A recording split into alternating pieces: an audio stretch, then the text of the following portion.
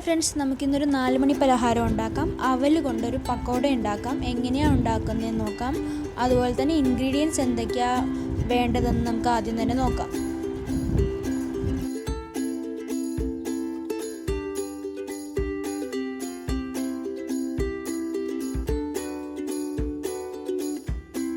എൻ്റെ വീഡിയോ ഇന്ന് ആദ്യമായിട്ട് കാണുന്നുണ്ടവർ പ്ലീസ് സബ്സ്ക്രൈബ് ചെയ്യുക. അതുപോലെ തന്നെ അടുത്തുള്ള ബെൽ ഐക്കൺ എനേബിൾ ചെയ്യുവാണെങ്കിൽ ഞാൻ അടുത്ത ദിവസം വീഡിയോ ഇടുമ്പോഴേ കാണാം.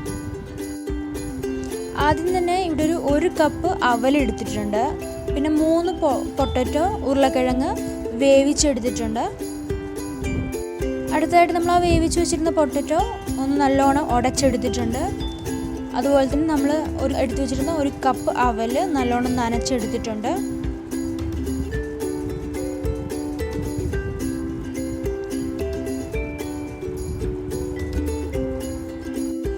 അതിനുശേഷം വേറൊരു പാത്രത്തിലോട്ട് ആ പൊട്ടറ്റോവും നനച്ച് വെച്ചിരുന്ന അവലും ആഡ് ചെയ്യുക.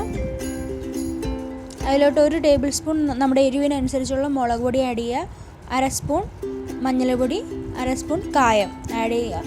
പാകത്തിന് ഉപ്പും കൂടെ ആഡ് ചെയ്ത് കൊടുക്കുക.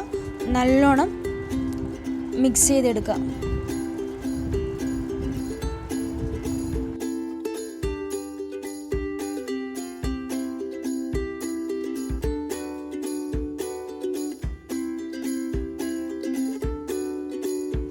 അതിനുശേഷം നല്ലോണം മിക്സ് ചെയ്തതിന് ശേഷം ബോളാക്കി മാറ്റുക ആദ്യം തന്നെ. പിന്നെ അതിനുശേഷം നമുക്ക് ഏതാണോ ഷേപ്പ് വേണ്ടത് ആ ഷേപ്പിലോട്ട് ചേഞ്ച് എടുക്കുക. ഞാനിവിടെ ഒരു റെക്റ്റാങ്കിൾ ഷേപ്പ് എടുത്തിരിക്കുന്നത്.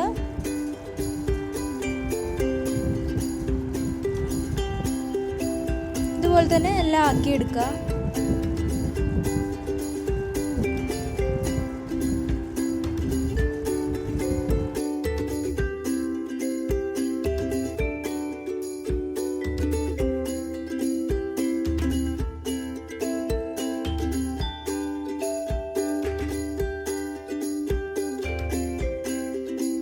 അതിനുശേഷം നമുക്കൊരു സ്മൈലിയുടെ ഷേപ്പിൽ കൂടി ഉണ്ടാക്കി നോക്കാം.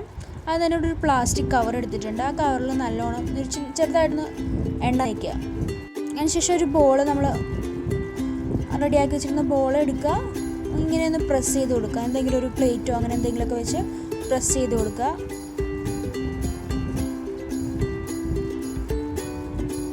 അതിനുശേഷം ഇതുപോലെ ഗ്ലാസ്സോ എന്തെങ്കിലും വെച്ച് ഒന്ന് കറക്റ്റ് സർക്കിൾ ഷേപ്പിൽ ആക്കിയെടുക്കുക.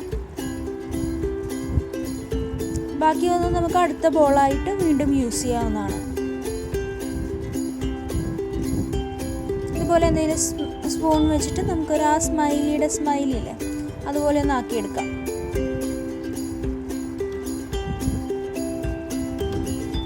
കണ്ണിന് ആവശ്യമായിട്ട് ഇതുപോലെ എന്തെങ്കിലും സ്റ്റിക്കോ സ്ട്രോയോ വെച്ചിട്ട് റൗണ്ടിൽ ഇങ്ങനെ ഷേപ്പ് ആക്കി കൊടുക്കുക.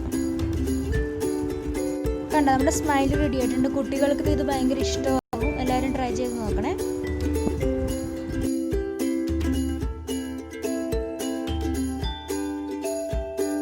അതുപോലെ തന്നെ എല്ലാം റെഡിയാക്കി എടുത്തിട്ടുണ്ട്. ഇനിയിപ്പോൾ നമുക്ക് അടുത്തതായിട്ട് ഓരോന്നായിട്ട് വറുത്തെടുക്കാം.